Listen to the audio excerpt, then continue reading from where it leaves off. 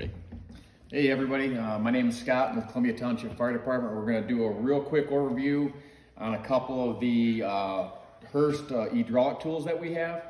You notice first thing with these, being hydraulic, that they do not have any cords, which is a huge benefit, and we'll cover that in a little bit.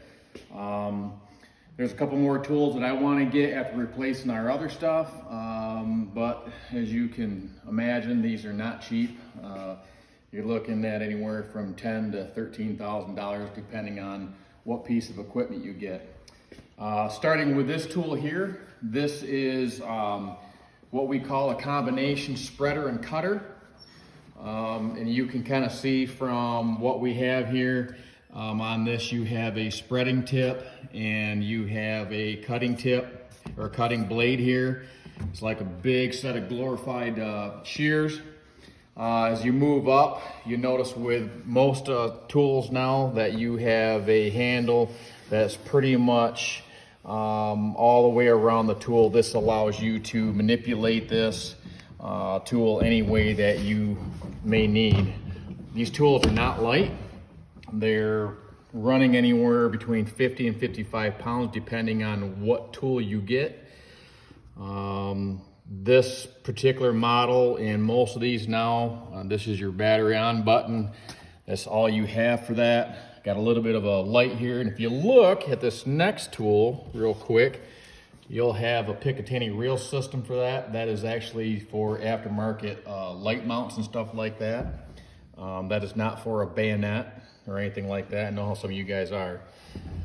Back to this tool. Pretty much the mechanics of this is there is basically a 20-ounce hydraulic fluid bladder in here. If you spin the tool around, this is your battery compartment and your battery, which has a test light on the back of it so you can always see how much battery life you have in these. The biggest benefit of these coming from a hydraulic system that is driven with a pump and with cords is the fact that you can pull this off your truck, turn your power switch on,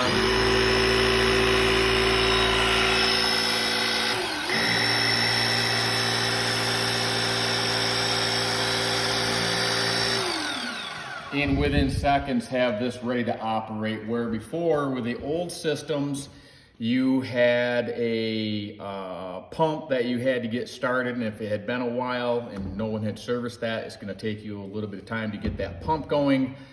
And as you know, that time is critical trying to get people out of some of these vehicles. That's the biggest benefit with these. The other benefit is you don't have the chance of having a hydraulic issue with your hydraulic line. A pinhole in one of those hydraulic lines will actually pump hydraulic fluid into your skin at a couple 100,000 PSI. Horrible injury if you've ever seen that. If you want to see what that looks like, you can look that up on YouTube. Pretty disgusting.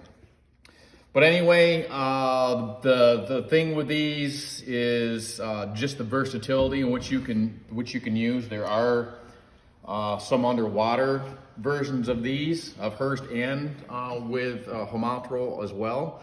I don't do much underwater rescuing, but I do know that if you have a vehicle overturned in some areas, maybe a great choice to have. But with this particular unit, I'm just going to open this up just a little bit, kind of show you some of the features on it. If you look at this edge here, this is a great way to be able to tell if you have a combi cutter spreader combination, because you're always going to have these serrated shears, and then you're going to have these. You're only going to get about 300, 400 pounds of spreading force on these tips compared to this unit over here, which is designed strictly for spreading.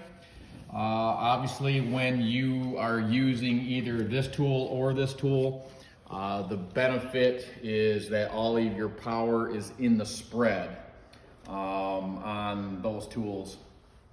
This is a nice thing with these tips can pop up on some of these, and you can pull these off. And what this will allow you to do is gain more room. Takes this little bit out of the equation to get you in there.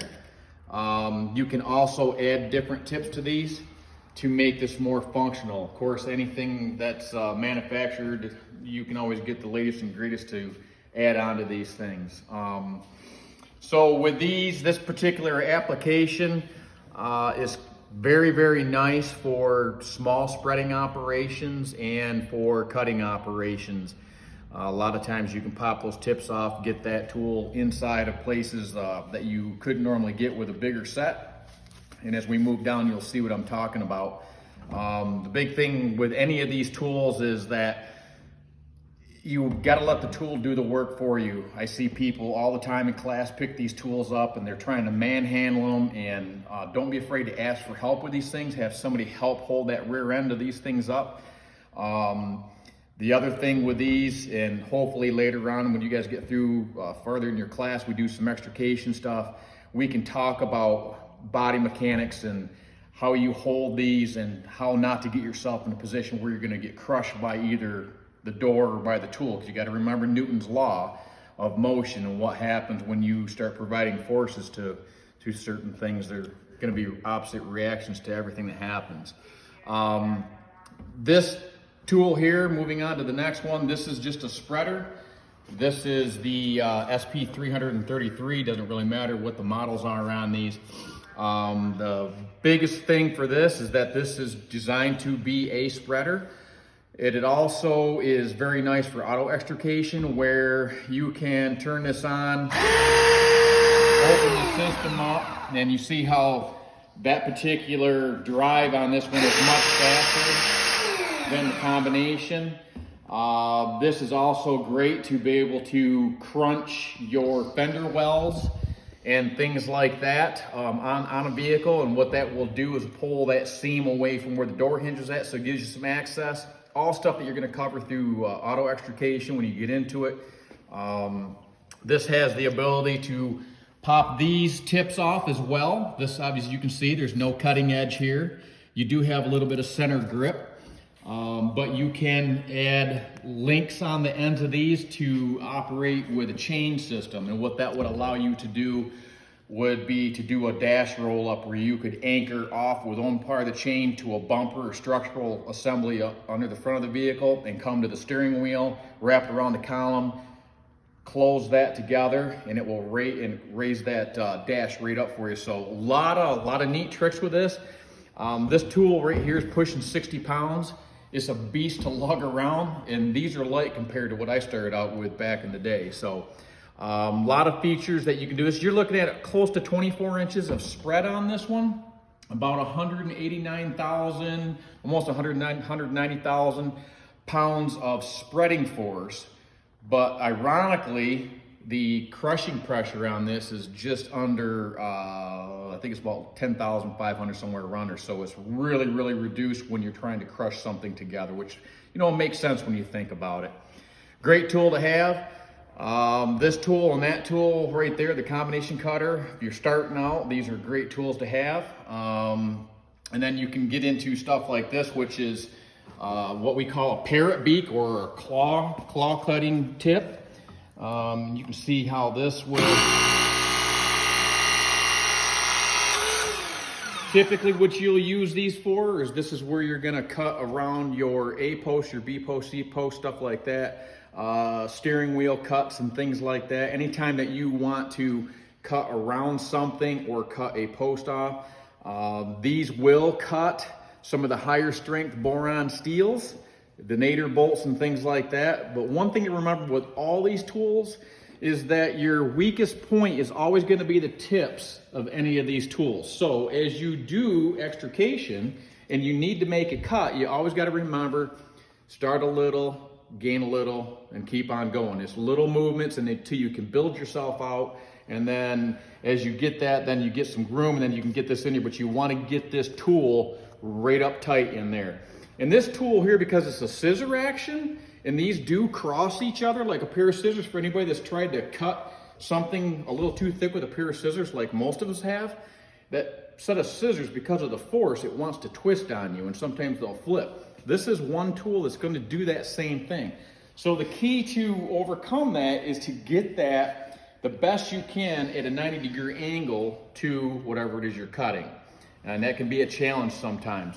You also want to make sure that anytime you're using these, cutting A-posts, make sure you know exactly where those airbag cylinders are at, because they run them in those A-posts now. You can find them in the B-posts, you can find them in seat belts, and they're all over the place. So be careful where you cut with these, because that can be a big issue for you. This one is designed primarily for cutting. You cut with rebar with this. There's a lot of applications for it. Also, again, very, very heavy. And then one tool that we don't have here that I do want to purchase is a hydraulic ram, which will be the same body setup, but you'll have a bigger cylinder here, and you'll actually have a piston that will come out of the end of this, and you can use that in conjunction with other tools to spread things apart, like maybe raise a roof off of someone's head. Other than that, that's pretty much the mechanics of it. With these things, there's not much to them. They have come a long ways. These batteries are German engineered. They're about 19.5 volts. Very, very good, strong quality product. We have cut up to, I think, 1.5 cars. Pretty heavy cutting before we had to change batteries. So these also come with, a spare battery, so it's really nice to be able to just pop that stuff in and out. Just light years faster using one of these hydraulic systems. Not that they're any better than a pump system or any worse than one, but they're just the convenience of saving room. You're getting rid of all that hydraulic hosing, you're getting rid of the pumps and stuff like that. So you can pick this up and you can pretty much teach anybody how to use one of these things. So with practice, hopefully we'll get you guys into one of these where we can get some of this stuff out. We cut a lot of cars up here with the COVID stuff going on. It's just been really tough to get people in big groups and stuff right now. So I know we're going to talk a little bit more probably about this here real soon. So if you have questions, make sure you talk to Mr. Morin and get those questions relayed to me. There's a lot of stuff with these. It's a lot better to show what's going on with these and some of the proper techniques. And it's just like anything else. So you just have to learn. It takes a long time to learn some of this stuff. And that's about it. So if you got questions, make sure you get them back to me.